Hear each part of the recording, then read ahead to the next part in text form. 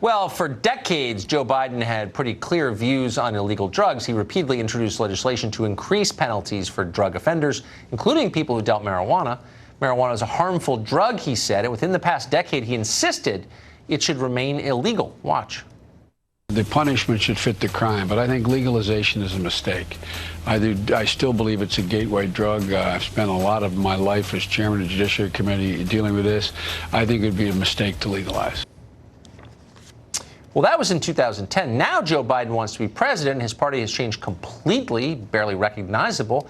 So now, just as he has on immigration and abortion and crime and the view of English common law, and you pick a topic, Joe Biden has a brand new position on marijuana. He said that nobody should be in jail for marijuana offenses and that prior offenders should have their records expunged. What's interesting is that he apparently came to this conclusion after meeting with donors who may be profiting from legal marijuana. Interesting. Ian Samuel is a former Supreme Court clerk, and he joins us tonight. Ian, thanks very much for coming on. So, does this make you pause a little bit? I mean, legalized marijuana, I know I'm in a small minority of people on television who are against legalizing marijuana. All the cool kids are for it. But it's presented as this kind of question of personal liberation, but it's also a major business interest. Like, there are people who are profiting from cannabis, and they've now convinced a presidential candidate, the leading one on the Democratic side, to support their efforts. Shouldn't we be a little skeptical? Well, I think one thing you're absolutely right about is that when you have candidates who are as donor-driven as Joe Biden, and the one thing he has always been, he's never changed his mind about, is that his donors are always right. Yes. The thing that's interesting about that is that as new industries emerge, you can expect that the new things they want to do to make money, they're going to be able to buy lobbyists too. And if they can buy a lobbyist, they can buy Joe Biden. So, I mean, I'd be more surprised if I didn't know that this is just how Joe Biden operates. I mean, the man is the senator from MBNA. What do you expect? Well, it's a very good point, except when a credit card company pays off a politician, and he's hardly the only one, I should say. There are tons of Republicans who take money from creepy big companies, too. But it's a very kind of straightforward thing. You understand why, someone's for ethanol because the soybean growers, the corn growers are giving money. Whatever, I get it. But the marijuana issue specifically is cloaked in the language of freedom and kind of coolness. And so we don't think of it as a quid pro quo, as a payoff. But that's clearly what it is. Right, and I think that to a large extent, there is obviously a real issue with the justice of people sitting in jail for these sort of nonviolent drug offenses, right? That's right.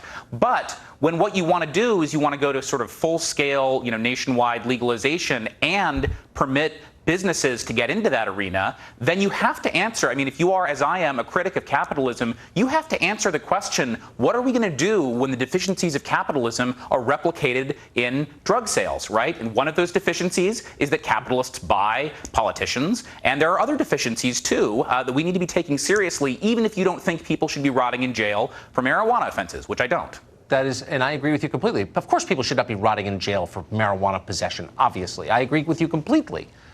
But the question is, when politicians start pushing on their people and their populations are supposed to be representing things that don't elevate them, but instead degrade them, make them dumber, more passive. I mean, like what? So let's say Joe Biden does a fundraiser in Miami and comes back and says, cocaine really shouldn't be illegal. Like, why don't we decriminalize? No, I'm serious. Like, should the rest of us be like, oh, yeah, Joe Biden's really cool? Or should we at least acknowledge that, like, he's being paid to say this? Right, and one way to sort of think about this, one analogy you might think about is what is the sort of structure of the alcohol industry in the United States, right? And because we could probably expect similar patterns because, these two drugs aren't all that different. And so what you see there is, about 30% of Americans don't drink at all, another 30% basically hardly ever. But the top 10% of Americans consume, and this is true, on average, more than 70 drinks per week. Right? And that represents a majority of alcohol sales in the United States. In other words, booze companies, and I'm not saying you can't enjoy wine responsibly. If you can, congratulations. But booze companies make money on addicts. And I think there's every reason to believe marijuana companies are going to do the same thing. And I think that's who Joe Biden is, he's going to be happy to take that meeting. God bless you for saying that. Because what you just said is absolutely true. And I just want to be clear, I don't agree with your politics on most things. But you're absolutely right to say that. And the rest of us have been so bullied, but really by corporate propaganda, into pretending that's not true when it clearly is true. So thank you. Anyway, the truth is worth telling no matter how unpopular it is and no matter who tells it. So thank you, Ian, very much for saying that. Well, I appreciate it. And, again, all of this is not to say that there are not substantial issues of justice here, right? And racial disparities and all these things. And so at some level you might say, look, any stick to beat a dog. Right? If this is what it takes to make sure that we don't have all these young men sitting around in jail for their lives, then maybe I have to swallow that because I live in a capitalist world and you can't fix everything at once. But I want us to go into it with our eyes open, because when Coors opens up its leafy green sub branch and starts making money the same way it makes money on alcohol, I just don't want anyone to think they weren't warned. I agree. Anything that makes teenage boys dumber and more passive, I'm opposed to. Ian, thanks very much for coming on. Good to see you. Thanks a lot.